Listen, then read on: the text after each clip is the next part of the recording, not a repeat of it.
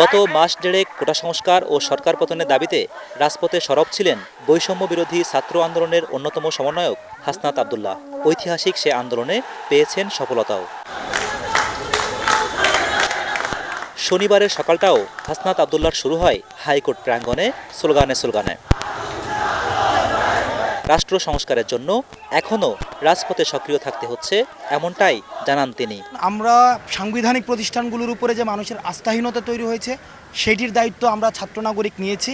যতদিন না পর্যন্ত এই সাংবিধানিক প্রতিষ্ঠানগুলো বিচার ব্যবস্থা, শাসন ব্যবস্থা, স্বাস্থ্য ব্যবস্থা, শিক্ষা ব্যবস্থা, রাষ্ট্রের যেই মৌলিক যেই ব্যবস্থাগুলো রয়েছে সেটির যতদিন না পর্যন্ত সংস্কার হয়, সেই সংস্কারের দায়িত্ব আমরা ছাত্র নাগরিক আমরা গ্রহণ করেছি এবং ইতিমধ্যে প্রমাণ করেছি সেটি অন্যান্য রাজনৈতিকভাবে সেটিকে মোকাবেলা করতে ব্যর্থ হওয়ার কারণেই এখন সেটিকে যদি প্রাতিষ্ঠানিকভাবে বাস্তবায়ন করার জন্য কোনো ধরনের রাজনৈতিক কাঠামোকে গ্রহণ করতে হয় এবং জনগণ যদি সেটি চায় সেক্ষেত্রে আমরা ইতিবাচক ভূমিকা অবশ্যই পালন করব। ভবিষ্যতে রাজনৈতিক দল গঠন নিয়ে কি ভাবছেন সে প্রশ্ন ছিল তার কাছে। আমাদের পুরো আন্দোলনটির পুরো প্রক্রিয়া আমরা এমন কোনো কর্মসূচি দেইনি যেটা আমরা স্বপ্রণোদিত হয়ে দিয়েছি, বরং জনগণের চাওয়ার ভিত্তিতে আমাদের কর্মসূচিগুলো দেওয়া হয়েছে।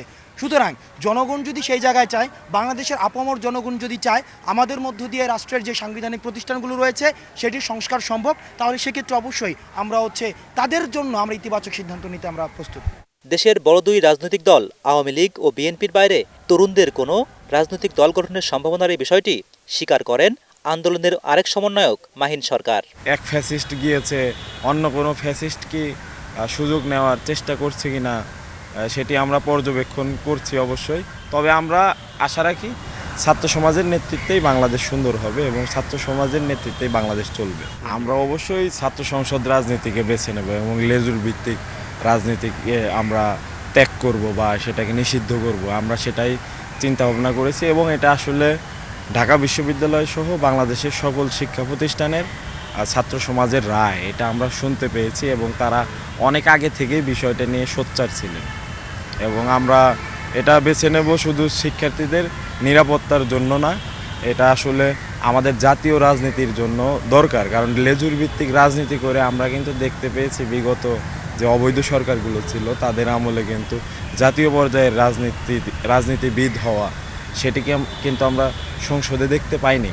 আমরা সংসদে দেখতে পেয়েছি বিভিন্ন ব্যবসায়ী বা বিভিন্ন অবসরপ্রাপ্ত কর্মকর্তা, তাদেরকেই আমরা দেখতে পেয়েছি। ৬৫ সদস্য বিশিষ্ট বৈষম্য বিরোধী ছাত্র আন্দোলনের দুজন এরই মধ্যে জায়গা পেয়েছেন অন্তর্বর্তীকালীন সরকারে। আর তাই নতুন রাজনৈতিক দল গঠনে এখনই মনোযোগ না দিয়ে বিদ্যমান অন্তর্বর্তী সরকারকে রাষ্ট্র সংস্কারে সহযোগিতার আশ্বাসও তার। আমাদের যে আন্দোলনটি ছিল সেই আন্দোলনে কর্মসূচি থেকে শুরু করে সামনের যে আমাদের পরিকল্পনা সকল কিছু কিন্তু আমরা জনমতের আলোকে সাজিয়েছিলাম।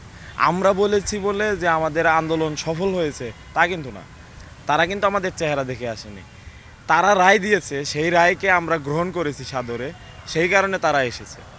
তো আমরা সেই জনমতকে আবারও প্রাধান্য দেব। তারা যদি মনে করে যে আমাদের দ্বারা দেশের কল্যাণ হবে এবং আমাদের রাজনৈতিকভাবে এগোনোর জন্য একটি রাজনৈতিক দল প্রয়োজন, বাংলাদেশের জনসাধারণ যদি রায় দেয় আমরা অবশ্যই সেটিকে বিবেচনায় নেব এবং রাজনৈতিক দল সেটি তখন আমরা অবশ্যই বিবেচনা করব। Zahid Hossain, ATN news, Dhaka.